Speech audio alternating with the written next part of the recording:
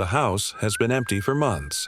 Everyone knows that, but every morning before dawn, the same horse returns and knocks on the door. Not once, not random. Bang, bang, like a signal. The neighbors gather, uneasy, watching him wait for something no one else can see. Then the horse lowers his head, staring at the porch step like he's pointing to something they're all missing. Like and subscribe to continue the story and have an emotional watch. Wyoming. Pre-dawn. The kind of cold that made every sound feel sharper than it was supposed to be. It lay over the town in a blue-gray hush, over the frost-stiff weeds, over the split-rail fences silvered by ice, over the empty farmhouse at the edge of Miller's Creek Road that everybody had learned not to look at for too long. The Hayes place had been boarded up for months, not abandoned the way a place slowly dies, abandoned the way something gets silenced. Its windows were covered with raw plywood. Its porch sagged slightly to one side. Dead leaves had collected in the corners of the steps and frozen there, as if even the wind had stopped trying to clean the place out. The mailbox leaned crooked at the road, unopened flyers spilling from its mouth like old warnings no one had answered. And standing at the front door, motionless as a figure cut out of the cold itself, was a horse, not a beautiful horse. Not the kind people stopped for because it looked proud or wild or cinematic. This one looked worn down by weather and waiting. A sorrel gelding, mud-streaked and rib-thin, with a winter coat gone rough and patchy and a narrow white blaze dulled by dirt. His mane hung in uneven knots. One flank twitched now and then, but the rest of him stayed locked in stillness, as if movement would break whatever fragile thing held him upright. He wasn't eating. There was dead grass pushing through frost all around the yard, brittle and pale, but he ignored it. He wasn't pacing either. He just stood there and stared at the front door, as if somebody was late.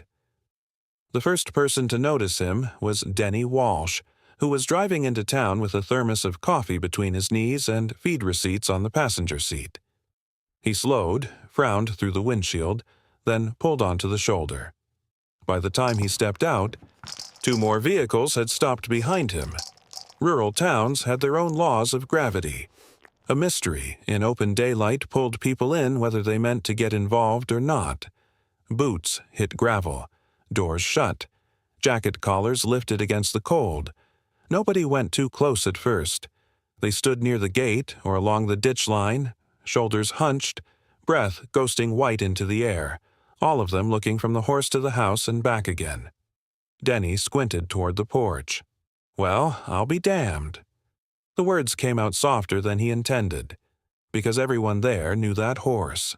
Rusty, Walter Hayes's horse, and everyone there knew that house had been empty for 6 months. No smoke from the chimney, no lamp in the window, no old veteran stepping out onto the porch in his coat and gloves, one hand on the rail, the other lifting toward the animal waiting for him like a man answering roll call. That had stopped. Everything there had stopped. Beside Denny, a woman wrapped both hands around a paper coffee cup and whispered, "Why does he keep coming back?" No one answered her. Because the question had already started sinking into them, heavy and unpleasant. Rusty did not turn at the sound of voices, did not flick his ears toward the trucks, did not react when a dog barked from somewhere down the road. He kept his eyes on the door. Then, with the slow deliberateness of an animal doing something learned, something specific, he stepped forward. One step, then another. He reached the porch. The boards gave a faint old groan under his weight. The crowd held still. Rusty lowered his head. For a second, it looked almost gentle, like he might rest his forehead against the wood. Instead, bang! The sound cracked across the frozen yard. A few people flinched. A blackbird startled out of the weeds. Rusty drew back just enough, then struck the door again. Bang! This time harder. The plywood over the nearest window trembled, and the noise hit the crowd in the chest like something physical, something wrong, not because it was violent, because it wasn't. Because it was deliberate. Because it sounded practiced. A little boy in the back seat of one of the trucks rolled down his window an inch and said, with the bluntness only children could survive, "Is somebody in there?" His mother reached over and pulled the window shut without answering. No one laughed. No one told him not to be ridiculous. Because for one ugly second, with that horse at the door and that sound still hanging in the air, it did not feel ridiculous at all. It felt like the house had been asked a question and failed to answer. Rusty stood still again. Steam lifted from his nostrils. The yard remained silent except for the distant moan of wind moving through fence wire. Denny took a cautious step closer. "Rusty!" The horse did not look at him. "Hey, boy." Nothing. A ranch hand from down the road muttered, "He's been doing this all week." Several heads turned. "What?" The man shifted, suddenly aware that now everyone was listening. "Saw him here Tuesday before sunup. Thought Clay had already come to get him." He nodded toward the porch. "He hit that door 3 times, just like that." "Clay Morgan's got him penned out at his place, doesn't he?" someone asked. "Apparently not well enough." A nervous chuckle almost surfaced in the group, then died before it became sound. Because Rusty was moving again, but not away from the house. He lowered his head, not to knock this time, but toward the porch itself. Toward the top step, where dead leaves had gathered in a brittle drift against the warped boards. He stared at it. Then he lifted one front hoof and scraped once. A short, rough drag of iron shoe over old wood. Not enough to dig, enough to indicate. He stopped, looked at the door again, then back down at the step. A silence fell over the yard so complete it felt arranged. Denny frowned. "What the hell?" He didn't finish, because now even the skeptics could see it. The horse wasn't confused. He wasn't wandering. He wasn't performing some mindless habit left over from a dead routine. There was intent in the way he stood there, intent in the way he knocked, intent in the way he kept returning his gaze to that one place beneath the door, as if the house held 2 things, an answer above, and something else below. A truck pulled in too fast behind the others, tires crunching hard over gravel. Heads turned. The driver's door opened and a man stepped out in a dark coat, polished boots, and the kind of expression that always arrived pretending to be helpful. Dale Ketter. He took in the scene, the gathered neighbors, the horse on the porch, the attention fixed on the Hayes house, and for the briefest second, something sharp passed through his face. Annoyance. Then it was gone, replaced by a smile too smooth for that kind of morning. "What's going on here?" he called. No one answered immediately. Because the real answer was standing right in front of them, thin and muddy and shivering in the Wyoming cold. Rusty struck the door again. Bang. Then once more. Bang. The sound rolled out over the frozen yard, over the watching crowd, over the boarded windows and the empty rooms beyond them. Dale's smile tightened, and Rusty, as if he had no time left for people who still didn't understand, lowered his head one last time and looked directly at the porch step. Not the whole porch, not the threshold. That one step, that exact place. Like the second half of the message had been there all along, waiting for the right person to finally listen. Before the house became a mystery, it had been a routine. And before the town started whispering about the horse at the door, it had spent years barely noticing the man who opened it. Walter Hayes had lived the kind of life people in small towns respected from a distance and misunderstood up close. He was in his late 70s, broad through the shoulders even after age had taken some of the strength out of him, with a face weathered into hard lines by Wyoming winters and old private battles no one ever heard him name. He was a veteran. That much everybody knew. The rest came in fragments. He kept to himself, paid cash, spoke little, never lingered. If someone asked how he was doing, he usually answered with a nod that meant the conversation was already over. It wasn't that Walter hated people. It was something sadder than that. and he had simply learned over the years to live as if needing less was the safest way to survive. His world had been reduced carefully, almost professionally, to the size of what he believed would not betray him. One chair at the kitchen table, one heavy ceramic mug with a crack near the handle, one old Bible on the counter, one folded flag in a cabinet he opened only when no one was there to see him look, and one porch light that he turned on every morning, even after sunrise, as if light was not meant for seeing, but for signaling that he had made it through another night. The Hayes house had never felt warm in the ordinary sense. It was clean but sparse, lived in but guarded. The furniture was old and practical. The floorboards creaked in the same places every season. The kitchen clock ticked loud enough to sound like company. There were no decorative things, no framed sayings on the walls, no evidence of a life arranged to impress anybody. But there was Rusty, and that changed the atmosphere of the place more than anything human ever had. Rusty was not just Walter's horse. He was the only living creature in town that Walter let near him without caution. People had seen the difference with their own eyes, though most never spoke of it. Walter could go stone-faced through a feed store conversation, hard as fence wire, then step out into the morning cold and soften, not dramatically, not sentimentally, just enough to break your heart if you were paying attention when Rusty came to the door. That had been their ritual. Every morning. Same order, same timing, same quiet dignity to it.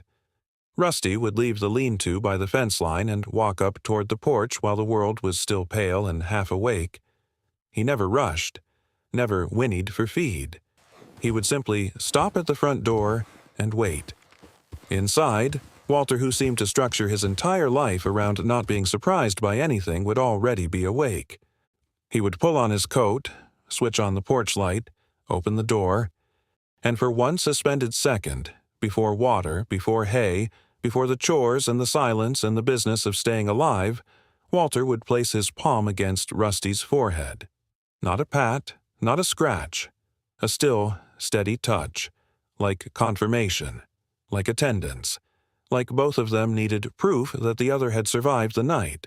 Then Walter would nod once and the two of them would move together, first to the trough, then to the feed bin, then a slow walk along the property line where Walter checked fence posts and sky conditions and the shape of the ground as if the land itself reported only to him. Nobody had ever really understood it. Some called it loneliness. Some called it stubbornness. Some laughed and said old men got strange when there was no one left around to tell them not to. But if you saw them from a distance in that cold Wyoming light Walter in his coat, Rusty matching his pace step for step, it did not look strange. It looked sacred, as if two worn-out beings had made a deal with the world. I'm still here, if you are. Walter had not always been old. That was obvious from the photo tucked behind the Bible in his kitchen, though almost no one knew it was there. In the picture, he was young enough that grief had not fully introduced itself yet. He stood in uniform, jaw set, eyes already serious, beside a gangly foal with oversized knees and one white mark running down the face like an unfinished stroke of paint. Rusty, much smaller then. Walter's hand rested awkwardly on the foal's neck, as if tenderness was something he had not yet learned to do without embarrassment. There were other things hidden in the house, too. A medical folder tucked out of sight, prescription bottles with labels turned away, appointment slips folded into the back of a drawer. Evidence that Walter had been sick for longer than anyone knew, maybe longer than he had admitted to himself, and he hid that the way he hid everything that mattered. Quietly, thoroughly, without asking for help. At church, when Margaret Lyle once asked if he'd lost weight, Walter told her it was the coffee. At the feed store, when Denny Walsh joked that he looked pale, Walter said the sun was overrated. At the clinic in Casper, when a doctor explained the scan results in careful language meant to soften the blow, Walter listened without interrupting, then asked only 2 questions. How long? And would he still be able to take care of the horse for a while? That was the kind of man he was. Not fearless, not unbreakable. just built in such a way that his own pain always ranked lower than his responsibilities, especially the one standing outside his door every morning waiting to be counted. The end did not come dramatically. There was no storm, no final monologue. There was no witness standing close enough to understand that an era had just ended. It came on a bitter winter morning when Walter made it as far as the kitchen but not the door. He had already pulled on his coat, already turned on the porch light, already taken one step toward the sound of Rusty shifting outside. Then something inside him failed. His hand hit the edge of the counter. The mug shattered on the floor. He went down hard enough to bruise bone against old wood, and for the first time in years, the door did not open. Rusty waited. Outside in the pre-dawn cold, he waited where he always waited. Inside, Walter lay half-conscious while the kitchen clock kept ticking and the porch light burned into the pale morning like a promise that had missed its hour. He was found because of Ruth Kaplan, the mail carrier, who noticed the front door still shut long after sunrise and the old man's truck untouched in the drive. The ambulance came fast. So did the silence. Walter was taken first to the county hospital, then transferred to a VA-connected care facility out of county when it became clear he would not be coming home. That part happened mostly off-stage, in paperwork and signatures and fluorescent corridors far removed from the porch where Rusty kept showing up to fulfill his half of the ritual. Walter died 3 days later. Quietly, without public announcement, without a town funeral, without the kind of communal closure people like to claim to find small places like theirs. Why no funeral? Because Walter had no close family left nearby. Because veterans' arrangements can disappear into process when there is no one pushing from the inside. Because some people in town assumed somebody else knew more than they did. Because everybody told themselves privacy was a form of respect. And because once tragedy becomes administrative, people start speaking about it in the passive voice. He passed, arrangements were made, the property would be handled. The house would be secured, and that last part happened much too quickly.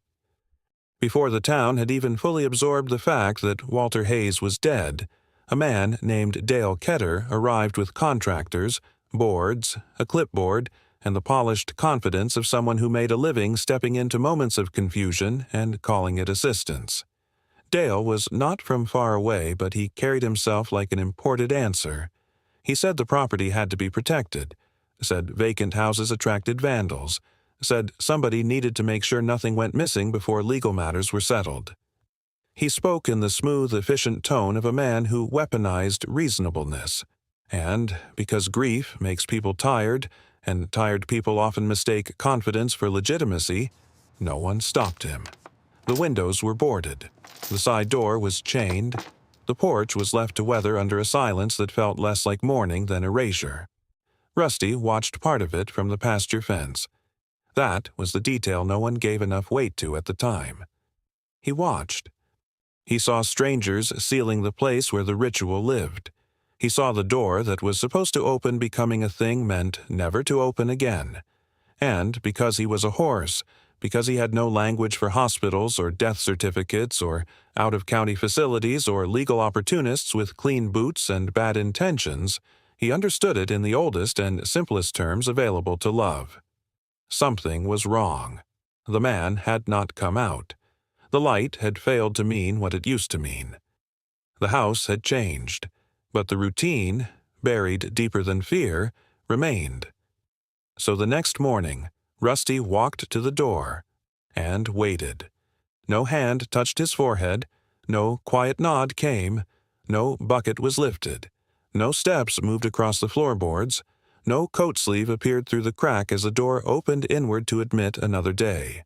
Only wind, only boards, only absence, and still he came back the morning after that, and the one after that, because grief, before it becomes understanding, is repetition, because some bonds do not break when the body is gone. They keep arriving at the place where love used to answer them and stand there, confused by silence, asking again, and again, and again. By the time Walter had been dead a week, People were already talking less about the man and more about what would happen to the horse. That, too, was a kind of indictment.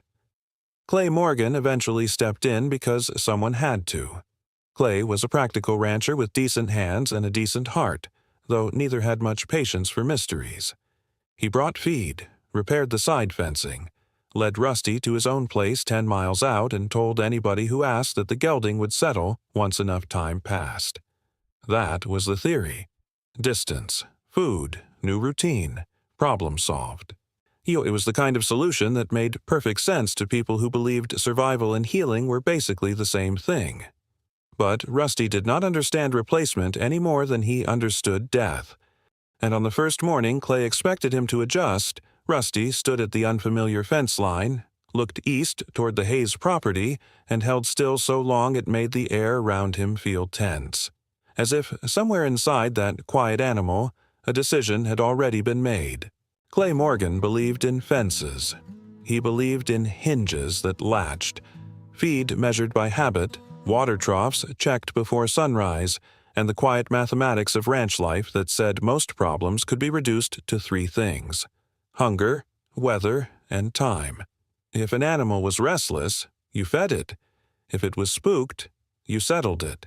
If it was grieving. Though Clay would not have used that word out loud for a horse, you gave it enough days for the body to remember it was still alive. That was what he told people when he took Rusty in. The gelding had room. Good hay, a windbreak, a clean trough, a pen strong enough to hold a younger animal with worse ideas. "He'll come around," Clay said, and in a practical sense, it should have been true. His ranch sat a little over 10 miles from the Hayes place.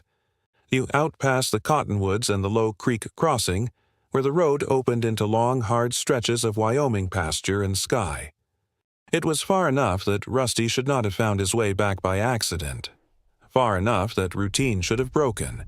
Far enough that even memory ought to have thinned at the edges. But memory is stubborn when love has carved the path. The first morning at Clay's place, Rusty barely touched his hay. He stood near the far side of the fence facing east. The sun came up pale and cold over the fields, and all that soft new light did nothing to warm him into the life waiting around him. Clay watched from the barn aisle, coffee in one hand, irritation tucked beneath his concern. "Go on," he muttered. "Eat." Rusty did not move. He wasn't wild-eyed, wasn't panicked. There was nothing dramatic about him. That was what made it unsettling. He looked less like an animal in distress than an animal committed to a task no one else had been informed about. By noon, he'd eaten some. By evening, a little more. Clay took that as progress. By the second morning, Rusty was gone. Not by breaking boards in some explosive fit. Not by tearing wire or injuring himself against the rails. Clay found the side latch lifted in a way that made him stop and stare. It hadn't snapped. Hadn't rusted through. It had simply been left not fully set the night before. And Rusty, whether by persistence or accident or some quiet intelligence no one wanted to overstate, had found the weakness and used it. Clay saddled up, cursing under his breath, and followed the road east. He already knew where he was going before he saw the house, because the thought had come to him whole and unwelcome the moment he realized the horse was missing. And there Rusty was, at the porch, standing in the same place, looking at the same door. The Hayes house sat under morning light like something disgraced. Boarded windows, chained side gate, yard rough with weeds and neglect. The kind of place people passed faster than they needed to, as though guilt had settled over the property like another season. Rusty stood before it with a terrible calm. Then he stepped forward. Bang! Clay reined in. The sound hit him harder when there was no crowd to absorb it. Bang! The horse lowered his head, stared at the top porch step, then stood waiting. Clay felt something move through him then, not belief exactly, but the first crack in the easy explanation he'd been carrying. He dismounted and led Rusty home. The second escape happened 3 days later. The third happened after Clay doubled the gate chain and checked it himself. After that, people stopped calling it bad luck and started calling it a pattern. Rural gossip did what weather did in Wyoming, moved fast, changed shape, and reached every structure that thought itself protected. At the feed store, men shook their heads over seed catalogs and mineral blocks. At the diner, the women spoke about Rusty in voices lowered more from unease than respect. He keeps going back. 10 miles. In the dark, too. To that house. And every time he gets there, he does that thing at the door. That thing. The phrase irritated Clay every time he heard it, mostly because it sounded like superstition, and Clay disliked superstition for the same reason he disliked loose gates and unpaid invoices. Once people gave mystery too much room, common sense started backing out of the conversation. But common sense was becoming difficult to defend. Rusty was not wandering aimlessly. He never turned up in neighboring fields, never strayed toward open pasture or the creek bed, never stopped at other barns for feed, though there were easier places to beg a meal than the porch of an empty house. He went to one place, directly, repeatedly, and once there he behaved with such exact repetition that even skeptics began to speak more carefully around the subject. Though Denny Walsh saw him at dawn one Friday, standing in frost so thick it silvered his whiskers, and swore the horse didn't even glance at the grain bucket he rattled. "He looked right through me," Denny said later, "like I was in the way of something." A teenage boy delivering propane said Rusty knocked twice, paused, then scraped the same board with one front hoof. An elderly widow driving back from an eye appointment claimed she had rolled down her window and said, "Walter's not there anymore, sweetheart." And the horse had turned his head slightly, not toward her, but toward the porch step, as if the real issue wasn't whether Walter was inside.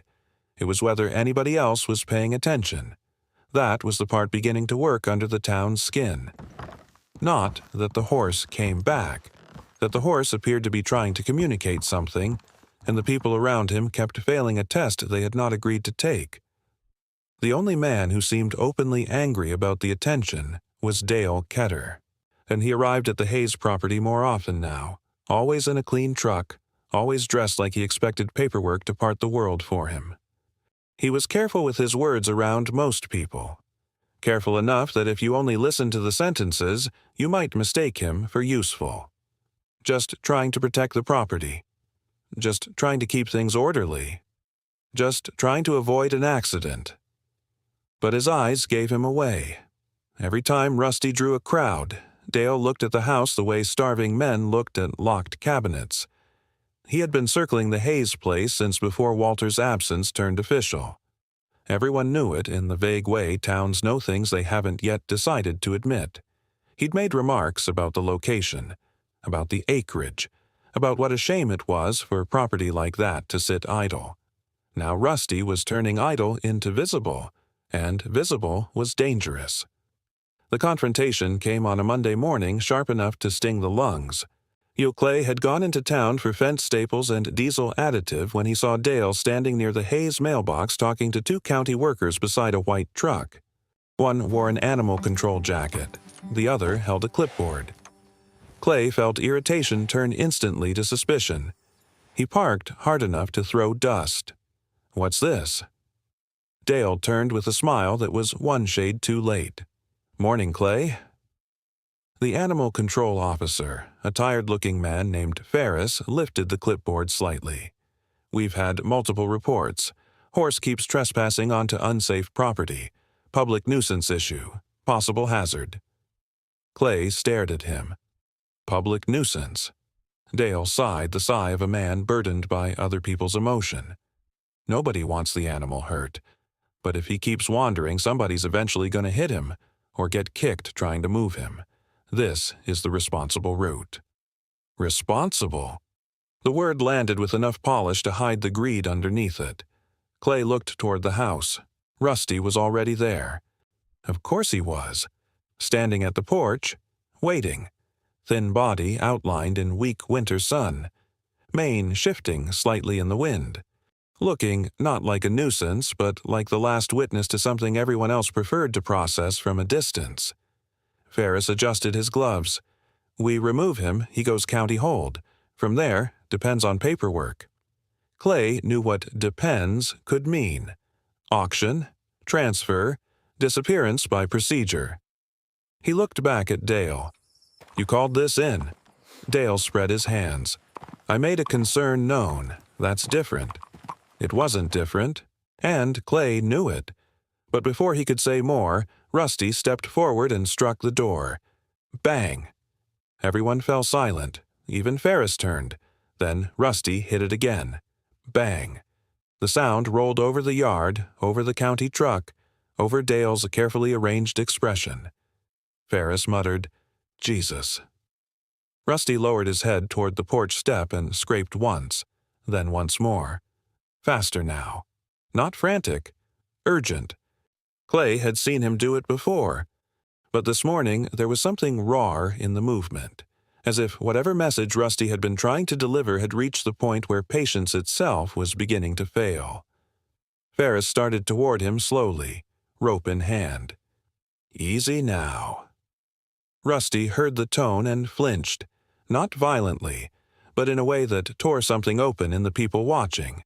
It was not the flinch of an animal fearing pain alone. It was the flinch of interruption, of being taken away before finishing. That was when Margaret Lyle arrived. She pulled up in an old Buick with one headlight dimmer than the other and got out before the engine was fully dead. She was in her late 60s, wrapped in a wool coat that had seen many winters with church gloves still on and silver hair tugged loose by the wind.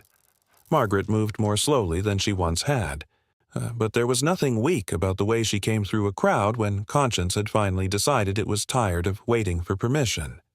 What are they doing? No one answered quickly enough. Ferris glanced over. Ma'am, please step back. Margaret ignored him. Her eyes went straight to Rusty. Not with curiosity, not with spectacle, with recognition. Because unlike most of the town, Margaret had actually paid attention to Walter Hayes when he was alive. Not enough, as she would later accuse herself. Not soon enough, but enough to remember details others dismissed. The way Walter never hurried Rusty. The way the horse always stood at the door first.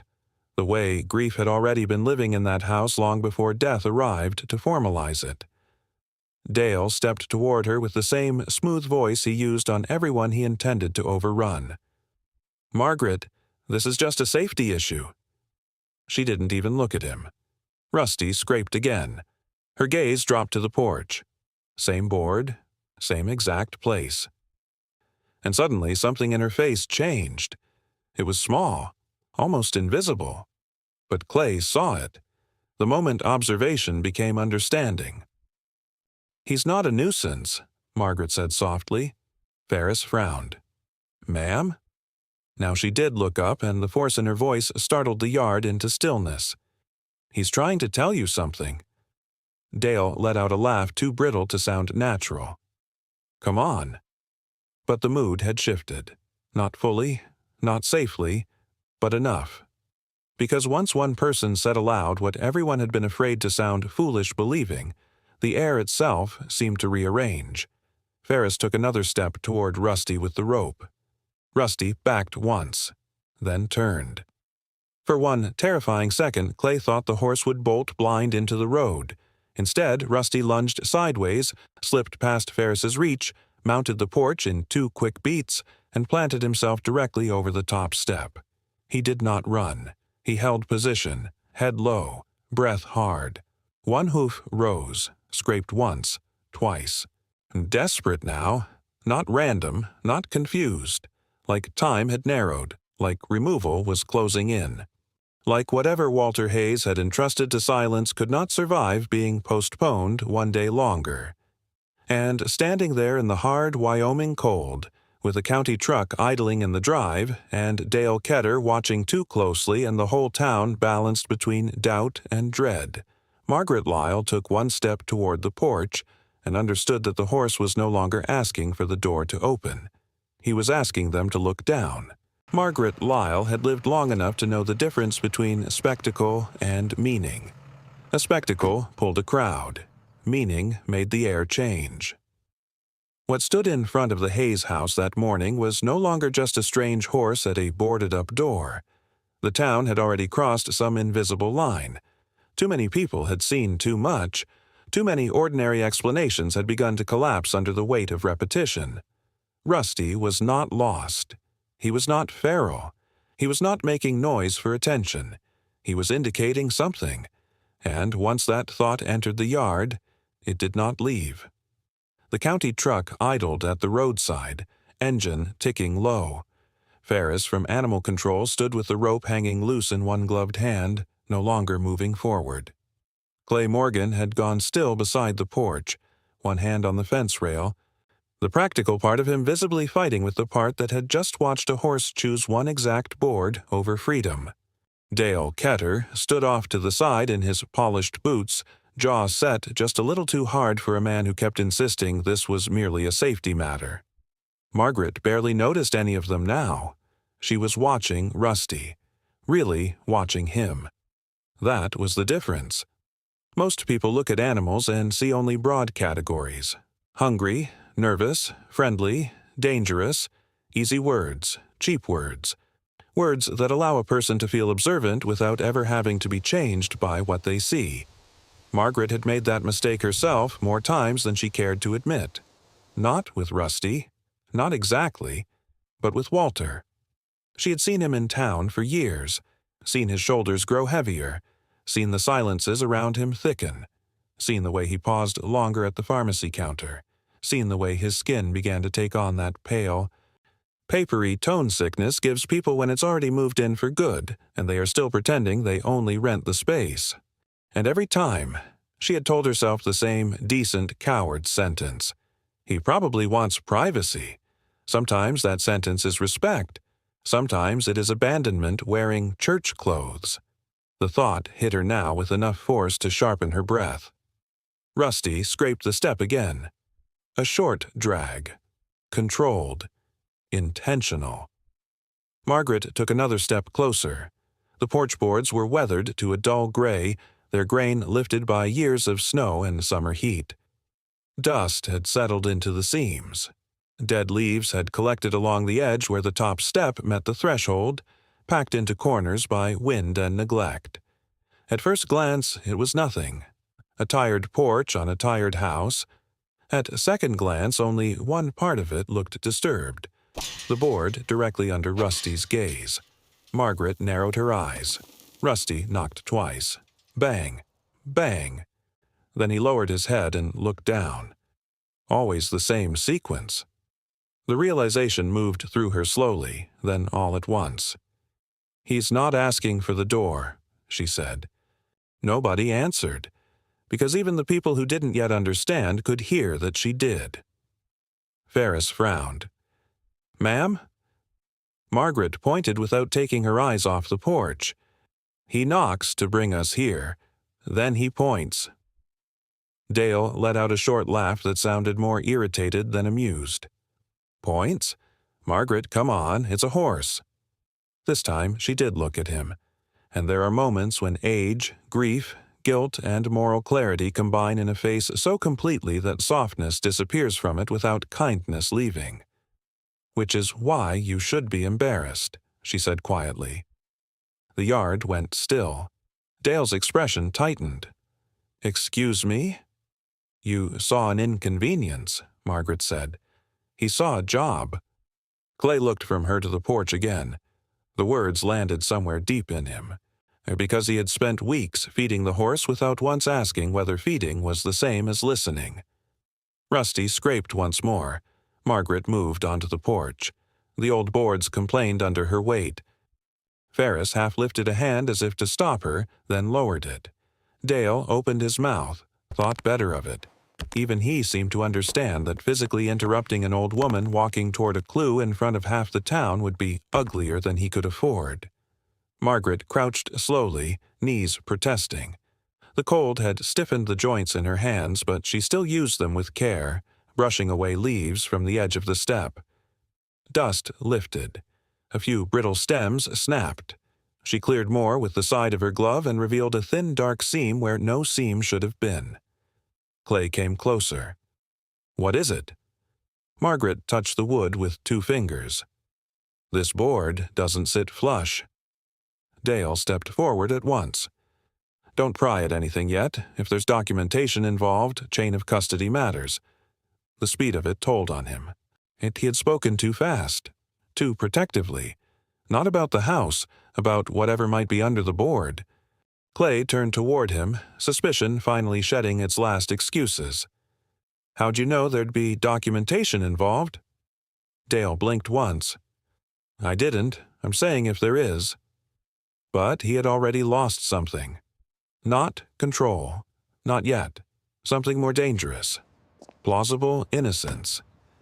Margaret slid her fingers into the seam. The board shifted, but only slightly. Something beneath it had swollen with age or moisture. She tried again, bracing one hand against the porch post. Rusty stood over her shoulder, perfectly still. Not restless, not anxious, watching with such fixed attention that several people in the yard unconsciously lowered their voices, as if entering a church after the service had already begun. Clay stepped onto the porch beside her. "Here." He knelt, found the seam, and worked his calloused fingers under the edge. The board gave a reluctant creak, then another. Ferris moved closer now, too, not as an enforcer but as a witness. "Easy," he murmured. The board lifted half an inch. Then an inch. Cold air breathed out from the darkness underneath, carrying the stale metallic scent of something that had been shut away a long time. Margaret felt her pulse in her throat. Clay raised the board farther. And there it was. A small metal box, rust-stained, rectangular, wedged into the hollow space beneath the step. Not new, not accidental, not trash blown under by weather, placed deliberately. A murmur went through the crowd like wind crossing dry grass. Denny Walsh took off his hat without seeming to realize he'd done it. One woman whispered, "Oh my God." Rusty did not move. He simply looked at the box, the way he had been looking at the porch for days. Weeks, maybe. As if the appearance of it was not surprise, but completion. Margaret stared down into the opening, and in that instant Walter Hayes became vividly, painfully present to her, not as the withdrawn old veteran people described in past tense, but as a living man standing at this same porch in fading light, weak hands working carefully, choosing this hiding place because he trusted routine more than promises and the horse more than human timing. The logic of it arrived with heartbreaking force. Walter had not hidden the box because he loved secrets. He had hidden it because he did not trust words spoken too easily by people who had never stayed long enough to prove them. He trusted repetition. He trusted habit. He trusted the one creature who came back every morning without fail. The box was not just storage. It was a test, a final measure of character. And only someone who truly paid attention to Rusty who looked beyond the obvious, who stayed, who watched, who listened, would ever find it. Margaret swallowed hard. "He trained him," she whispered. Clay looked at her. "What?" "He trained him to bring someone here." Dale mounted the porch then, too quickly, hand already extended. "Let me take that." The yard changed. It was subtle, but it changed. Because greed has a sound when it finally loses patience. It enters the voice half a second too soon. Clay rose to his feet between Dale and the opening. "Back up!" Dale gave a tight smile. "Clay, don't be stupid. We don't know what this is. Legal documents should be handled properly." Margaret looked up from the box. "By whom?" "By someone qualified." "You mean by you," she said. "That's not what I said." "It's exactly what you meant." Ferris climbed onto the porch, not taking sides out loud, but changing the balance of bodies enough to matter. "Nobody touches anything until we establish." But Margaret was already reaching down. She moved with surprising speed for a woman her age, almost as if the fear was not of breaking procedure but of losing the moment itself. Her gloved fingers closed around the cold metal edges. The box was heavier than it looked. heavier with paper, heavier with intention. She lifted it from the hollow beneath the step. Rusty stopped scraping. The abruptness of it sent a chill through everyone standing there. For days, maybe longer, the hoof had been the metronome of unresolved truth. Tap, knock, scrape, wait, again. Now it ceased, not because he was tired, because the task had advanced. Margaret held the box against her chest. It left a streak of rust on her coat. Dale stepped closer, voice tightening. "Margaret, hand it over." "No." The word was simple, final, the kind of word people rarely use soon enough in life and are forced to admire when someone else finally does. Dale's jaw flexed. "You have no authority here." Margaret met his gaze. "Neither do you." That landed harder because too many people were suddenly thinking the same thing. Who had asked Dale to board the house so fast? Why had he been so eager to keep Rusty away? Why had order always seemed to move in the direction of his interests? Clay's voice came low and flat. "You knew there was something here?" Dale looked at him, then away. "I knew Walter was sick. I knew he might have left paperwork. That doesn't prove anything. But it proved enough. Enough to sour the air around him. Enough to make every helpful sentence he'd spoken in the last 6 months sound retroactively contaminated." Margaret looked down at the box in her arms. A faint sound came from inside. Not mechanical, not dramatic, just the soft shift of papers settling against metal. But in the charged silence of that porch, it sounded almost human, like a life moving in confinement, like Walter Hayes, who had trusted almost no one, and was finally about to speak in the only way he believed the town might deserve to hear. Rusty exhaled, a long, visible plume into the cold. Then, for the first time since the crowd had gathered, he lowered his head, not to knock, not to point, not to plead, but in something that looked so much like relief it made Margaret's eyes burn. She tightened her arms around the box, and, in front of the boarded-up house, with the county truck waiting, Dale Ketter watching too hard, and half the town suddenly aware that they had been standing in the middle of a message for weeks without reading it, Margaret Lyle understood the most painful part of all. Walter Hayes had not hidden this from the town. He had hidden it for the town, so the wrong people would never reach it first, and the right person would have to earn the truth by listening to the one voice still loyal enough to keep speaking after death. Margaret did not open the box on the porch. Some truths arrive like weather public, immediate, impossible to contain. This one did not feel like weather. It felt like a hand-delivered thing. A last, private act from a man who had spent his whole life speaking only when speech had weight. Even the metal box seemed to insist on enclosure, on walls, on one honest table and a door that could still shut. So Margaret carried it home. Not quickly, not ceremoniously. Just carefully, with Clay Morgan beside her and the rest of the town parting around them in a silence that had changed shape. It was no longer the silence of uncertainty. It was the silence that falls when people realize they may have already failed a moral test before they even understood one was happening. Rusty followed them as far as Margaret's gate. Then he stopped. He stood in the road for a moment, thin body outlined against the low Wyoming sky, and watched her carry Walter Hayes's hidden truth up the path to a small white house that always smelled faintly of cinnamon, laundry starch, and old hymnals. Clay noticed it first. "He's letting you take it," he said. Margaret glanced back. Rusty was not agitated, not pressing forward, not trying to reclaim the box. He simply watched, head lowered, as if the task had moved from his keeping into hers. That realization settled in her chest with a weight almost harder to bear than the metal itself. For weeks, maybe months, that horse had been holding the line alone. Now he was asking a human being to do her part. Inside Margaret's kitchen, the world felt smaller and therefore more dangerous. The curtains were half drawn against the morning glare, yet a yellow lamp glowed above the sink. The kettle on the stove clicked softly as it cooled. Her kitchen table was old oak, worn pale where years of hands and elbows had polished the grain.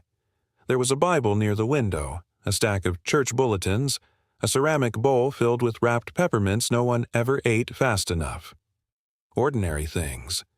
Comforting things. And in the middle of them, Margaret set down the box as though she were afraid the room itself might recoil from what it contained. Clay stayed by the table. Ferris from Animal Control had come too, less official now than uncertain, cap in both hands as if procedure had left him stranded somewhere behind the porch. Dale Ketter arrived 10 minutes later without being invited, claiming a legal interest in the matter, which was the kind of phrase men used when they wanted access before anyone was ready to deny them. Margaret almost told him to leave. Almost. But she didn't, because some lies die cleaner when they are forced to hear the truth out loud. Dale remained near the doorway, coat still on, polished boots too clean for that kitchen floor. He tried to arrange his face into concern and landed somewhere closer to appetite. "Before anything's opened," he said, "I just want it noted that if there are estate documents, they need to be handled properly." Margaret looked at him across the table. "And by properly, you mean by you?" His smile was practiced enough to pass at a bank and poisonous enough to fail in a church basement. "I mean, according to law." Clay leaned one palm against the chair back. "Funny how law only started mattering to you once the box came out." Dale's expression chilled. Ferris cleared his throat, uncomfortable with human conflict but not blind to it. "Let's just see what's in there." Margaret nodded once. Then she sat down. The rust had sealed parts of the lid to the base. She fetched a butter knife from the drawer, slid it gently into the seam, and worked it back and forth while the metal gave off small brittle sounds like old joints resisting movement. Clay steadied the box with one hand. For a moment, nobody in the room breathed deeply enough to be heard. Then the seal broke, not with drama, with a tired little pop. Margaret lifted the lid. Inside, the contents were arranged with the same sober precision Walter Hayes had brought to everything he feared would outlast him. A folded, handwritten letter rested on top, addressed in blocky, deliberate print, "To the One Who Listens." Beneath it lay a stack of documents tied with string, a manila envelope, several official-looking forms, and at the bottom, protected in a plastic sleeve yellowed with age, a faded photograph.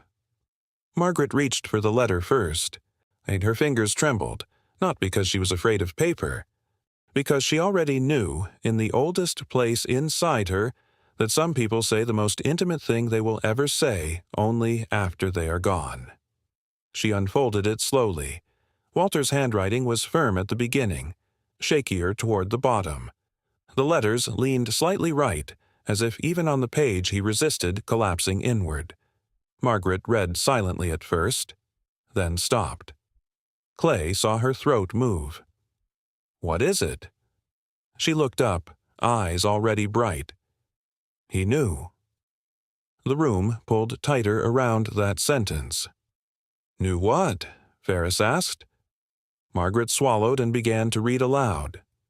"To whoever finds this, if you found it because you watched the horse instead of your own assumptions, you've already done more than most." The words landed like a hand on the back of every neck in the room. Dale shifted at the doorway. Margaret kept reading. See, Walter wrote that he had known for months he was dying. The doctors had used phrases he did not trust and timelines he did. He had enough time, they told him, to settle affairs.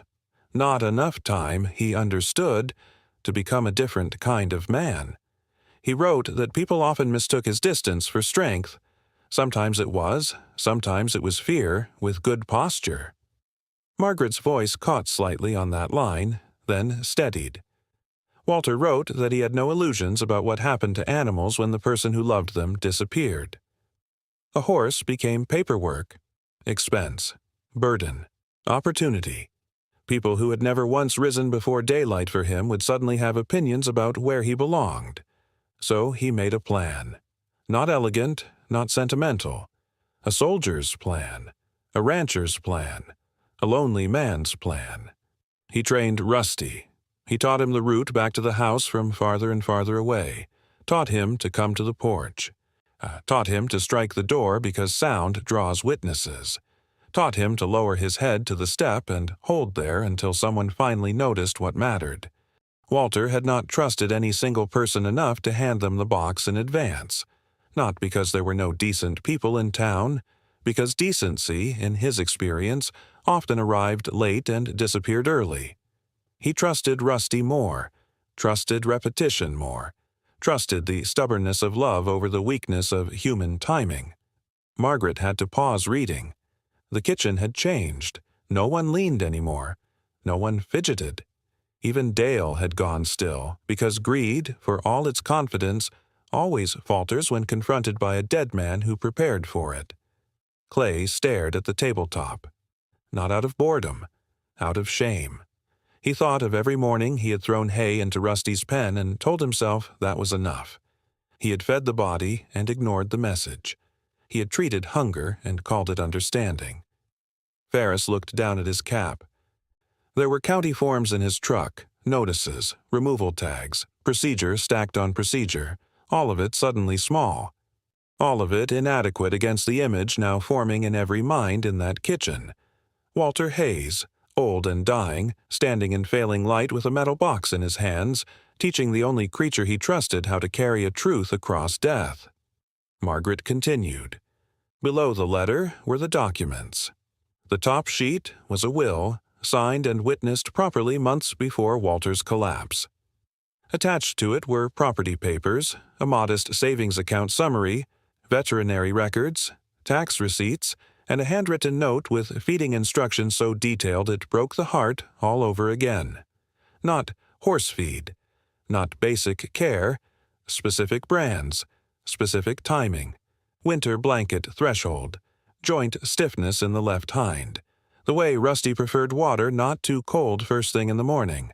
Love, translated into logistics. Then Margaret reached the central clause. She read it once silently, then again. Clay lifted his head. What does it say? Margaret's hands tightened around the page. It says, she drew breath. It says the house, the remaining land rights, and everything in Walter's savings account tied to Rusty's care are to go to the person who demonstrates devotion in action to Rusty Hayes. Rusty Hayes? Ferris said softly. Walter had given the horse his name. No one in the room missed what that meant. Margaret went on. Not to whoever claims him first, not to whoever files fastest, not to whoever speaks loudest, to the person who actually shows up for him. The words seemed to remain hanging in the kitchen after she stopped reading them. Dale recovered first. Of course he did. Men like him mistook quickness for intelligence. This is vague, he said sharply, legally vague. Devotion in action is not a formal designation. A court could also read the rest of the will, Clay cut in, a voice low now, dangerous in its restraint. Which I'm guessing you'd rather they not do. Dale looked at him. You don't know what you're talking about? No, Clay said, but I know what I'm looking at. Margaret turned another document over. Medical paperwork, VA records, diagnosis confirmation, estimated prognosis. Walter Hayes had known exactly what was coming. There it was in black and white. No dramatic disappearance. No mystery in the clinical sense. Only a sick old man who understood he was running out of days and used the ones he had left to build a final test. Nobody around him realized they were already failing. Then Margaret lifted the photograph. The room softened around it. Walter was young, in uniform. Leaner, straighter, face not yet carved so deeply by silence. Beside him stood Rusty as a foal, all awkward legs and uncertain ears. Walter had one hand against the colt's face, not possessive, not proud, just steady. Like a promise being made by someone not yet sure he deserved to make promises. Margaret's vision blurred, because memory can wound with almost surgical accuracy when it arrives too late. She remembered the last Sunday Walter had stood outside church while everyone else filtered toward casseroles and polite conversation. He had looked tired. More than tired. Hollowed. Margaret had noticed. She had almost walked over. Almost. Instead, she let him leave with his silence intact because she called that respect. Now she understood what it had also been. Relief. The selfish relief of not having to cross the uncomfortable distance between noticing and acting. Her eyes filled. "I should have checked on him," she said. No one answered, because grief spoken accurately makes witnesses out of everyone. Outside the kitchen window, Rusty stood in the yard. He had moved closer to the porch at some point, though none of them saw him do it. He stood with his head slightly lowered, body quiet in the pale light, as if he knew the contents of the box were no longer hidden and was waiting for the more difficult part. Not discovery, decision. Margaret looked at him and understood that Walter's will was not really vague at all. It only appeared vague to people who wanted law to excuse them from conscience. Devotion in action. It was not a slogan. It was a filter. Who stayed? Who paid attention? Who changed their life when it became inconvenient? Who loved without expecting the story to reward them? Dale took one step toward the table. This should be reviewed by counsel before anybody starts making assumptions. Margaret lifted her gaze to him. For the first time since he entered, there was no uncertainty in her face. No guilt either. Guilt had clarified into something steadier. "No," she said. The word landed clean. Dale blinked. "Excuse me?" "I said no." "You can't just—" "I can read," Margaret said. And I can recognize a man who kept moving too fast around another man's grief." Clay straightened beside her. Ferris did not intervene. That silence from the county man mattered more than if he had spoken. Because institutional neutrality, at its most human, sometimes looks like simply refusing to lend your body to the wrong side of the room. Margaret folded Walter's letter carefully and laid it back on the table. Then she looked through the window once more at Rusty. He stood there waiting. Not for pity, not for applause, for someone to choose him on purpose. And in that kitchen, with Walter Hayes finally speaking through paper, with Dale's polished hunger exposed, with Clay's practical heart cracking open under the weight of what he had missed, Margaret understood the cruelest truth and the most beautiful one were the same. The whole town had been given 6 months to notice what mattered. Only the horse had refused to move on without an answer. A town can live beside a truth for years and still fail to touch it. It can drive past the same porch, nod to the same man, notice the same horse, hear the same silence collecting in the same empty spaces, and still call itself decent, because decency is easy when it is never tested by inconvenience. What happened after the box was opened was not sudden redemption. It was slower than that, and for that reason, it mattered. Margaret Lyle did not stand up from her kitchen table with the glow of a hero around her. She stood up with stiff knees, wet eyes, and the terrible clarity of a woman who knew that regret, by itself, was morally useless. Walter Hayes was dead. Nothing kind anybody did now would undo the fact that he had walked his final road mostly alone. Nothing could return those last months to him. No casserole. No visit. He had no church call. No late-blooming sympathy.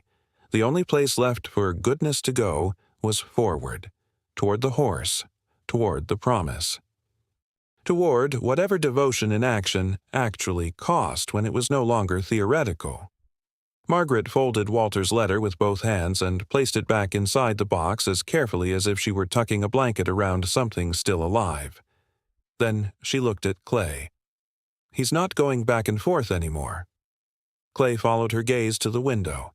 Rusty was still standing in the yard. The same thin frame, the same mud-dulled coat, the same patient stillness that no longer read as passivity, but endurance. He wasn't looking at the road back to the Hayes place, wasn't scanning for escape. He was looking toward the house, toward hers, as if the transfer had already happened somewhere deeper than legal language. Clay let out a long breath through his nose. No. Ferris, still holding his cap in his hands, shifted his weight. Then what happens now? Margaret answered before fear could get there first. He stays with me. The kitchen went quiet. Not shocked quiet, consequential quiet. Because everyone in that room understood immediately that this was not a sentimental line spoken in the heat of discovery. It was a decision, a real one. The kind that comes attached to bills, schedules, aching muscles, winter feed, veterinary care, and mornings that begin before comfort has had its say. Clay looked at her fully now. "Margaret, I know what you're about to say. You don't have proper fencing. I know. The Hayes place is half falling in on itself. I know. You live alone." That one stayed in the air longer. Margaret held his gaze. So did Walter. Clay's face shifted at that. Not because she had won the argument, because she had spoken to the shame inside it. For a moment, nobody moved. Then Clay looked toward the window again, at Rusty standing in the yard as if waiting not for charity, but for the first honest answer of the entire story, and something in the rancher gave way. Not weakness, not guilt alone, something more useful than either of those. Humility. "I'll help," he said. Margaret blinked once. "What?" "I said, I'll help." His voice stayed low, almost rougher for trying not to make a performance of itself. "Fence posts, feed, water line if we need to run one, trailer if he has to go to the vet, whatever it takes." Margaret stared at him. Clay shrugged once, uncomfortable under gratitude. "I fed him," he said. "That's all I did. Fed him and kept trying to make him fit my idea of moving on." He looked down at Walter's letter on the table. "I heard his stomach," Clay said. "I never heard what he was saying." That line sat heavily in the room because it was true for more than one person there. Ferris glanced toward the door, toward the county truck still parked outside. Its paperwork waiting in neat official folders that suddenly looked ridiculous in the presence of a horse who had outperformed every institution around him. "I can void the nuisance pickup," he said. Dale, who had remained silent too long, finally pushed off the wall near the doorway. "You can't just void county action, because people got emotional." No one turned toward him right away. That, more than anger, seemed to unsettle him. Margaret did eventually look up. "You're still here?" His mouth tightened. "Someone has to think clearly." Clay gave a humorless laugh. "That what you call it?"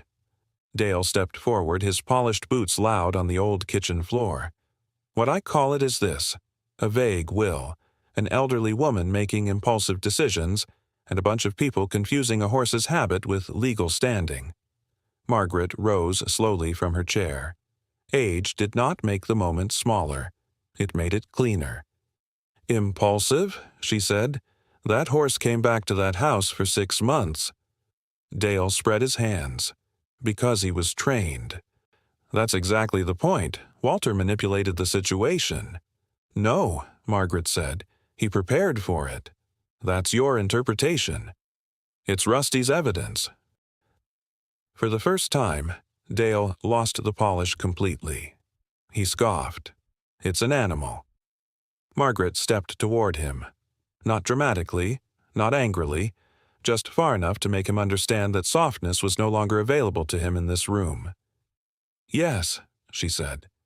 And he was more faithful than every person who let Walter disappear behind paperwork. That landed. Ferris looked down. Clay did not. Dale's face reddened.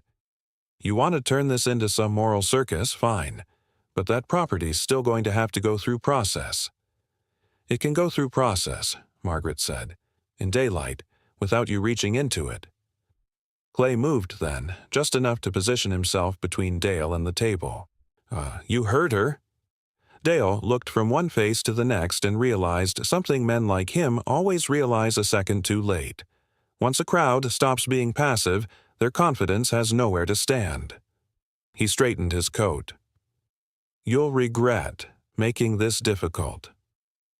Margaret's answer came without pause. "No, we regret what we didn't do soon enough."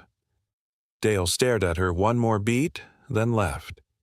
The front door shut behind him with a hard, flat sound, and the room exhaled, not because danger was gone, because pretense was.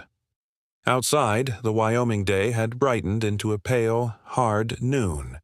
Word spread through town faster than anyone planned. By late afternoon, people started arriving at Margaret's place not in a dramatic flood, but in the piecemeal rhythm of small communities rediscovering conscience one vehicle at a time. A veterinarian came first. Dr. Elise Navarro, who had treated ranch horses all across the county and wore competence the way some people wore jewelry plainly, with no need to mention its cost. She examined Rusty in the yard while Margaret stood nearby, one hand pressed against her coat pocket where Walter's letter still rested folded inside. Rusty held still for the exam. Temperature, teeth, old scarring, joint stiffness, weight loss. Undernourished, Elise said. Not starving right now, but he's been running on less than he should for too long. He's got wear in the left hind just like the records said. We can manage that. Margaret looked at her. He'll recover. Elise glanced toward Rusty, who turned one quiet eye toward the house. With consistency, she said. The word seemed to pass straight through Margaret and settle somewhere permanent. Consistency. Not miracle. Not grand speech. Not symbolic grief. Consistency. After that came a ranch wife with 2 square bales of better hay, a retired farrier who offered to look at Rusty's shoes, a church deacon with fence tools, and an embarrassed expression that admitted more than his mouth ever would. A teenage boy with a blue bucket and a brand-new water heater for the trough. It's because old horses shouldn't have to start the morning on ice. Nobody said they were trying to make up for Walter. Maybe because that would have been too neat. Maybe because everybody knew some debts cannot be repaid backward. But they showed up, and that mattered. By dusk, Margaret's yard no longer looked like a place where one woman had made a reckless promise. It looked like the early construction of a new moral order, one built out of small acts too practical to be called beautiful unless you understood what beauty actually was. Clay repaired the side fence himself. Ferris returned with revised paperwork and an apology he did not know how to phrase, so he delivered it in the only form that counted. A signed cancellation notice and a promise that no county truck would come for Rusty again. Margaret carried water, brushed Rusty's coat, ran a towel over the mud-stiff places near his shoulders. At first her hands shook not from fear of him, but from the nearness of the responsibility. Rusty stood quietly through it all. No resistance, no drama. Just a low, steady presence that made each task feel less like labor and more like entering a language she should have learned long ago. As evening settled, someone from town arrived with a replacement bulb for the porch light at the Hayes house. No one announced it. No one turned the act into a speech. Clay simply drove over there with a ladder in the truck bed and changed it. And when the light came on, small, amber, unmistakable in the deepening blue of the Wyoming dusk people down the road noticed. The Hayes place did not look inhabited. Not yet, but it no longer looked erased. That mattered too. Margaret went there after sunset. Not alone. Clay followed in his truck, headlights low behind her, but he gave her space. She walked up the porch slowly, Walter's keyring in her hand. And the medal had been passed to her that afternoon by the county clerk after the preliminary documents were reviewed. It felt heavier than keys should feel. Rusty followed behind her. No rope, no lead. Just choice. He mounted the porch with the same measured care he always had, stepping into the exact place where weeks of longing had worn a path through silence. Same board, same door, same ritual site. But this time the house was not only a question, it was waiting for an answer from the living. Margaret stood at the threshold, key trembling once before she steadied it. She could feel Clay watching from the yard, could feel the town at a distance too, though no crowd had gathered now. This moment had outgrown spectators. It belonged to promise. Rusty stood beside her. Steam rose from his nostrils into the evening cold. He looked at the door, then at her, and in that tiny turn of the head was something so devastatingly gentle it almost undid her. Not demand, permission, as if after everything, and after all the knocking and the waiting and the refusal to let love be filed away as absence, he was still asking whether the human heart had caught up enough to open what he could not. Margaret put the key in the lock.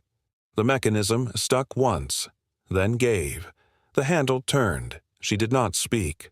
She did not narrate the holiness of the moment aloud. Some things cheapen when named too quickly. She opened the door. The old hinges released with a long, low creak that seemed to pass through the wood, through the porch, through Rusty's body, through every morning that had gone unanswered. And then, silence. A real silence. Not empty. Not punishing. A silence full enough to hold grief without collapsing under it. Margaret stood in the doorway, one hand on the frame, the other still trembling at her side. Rusty did not move immediately. He breathed. Once. Deep. As if testing the air for something only he would recognize. For Walter's absence, maybe. For memory. For release. Then he stepped forward, one hoof over the threshold. Then the next. No bang, no plea, no desperate strike against unanswering wood.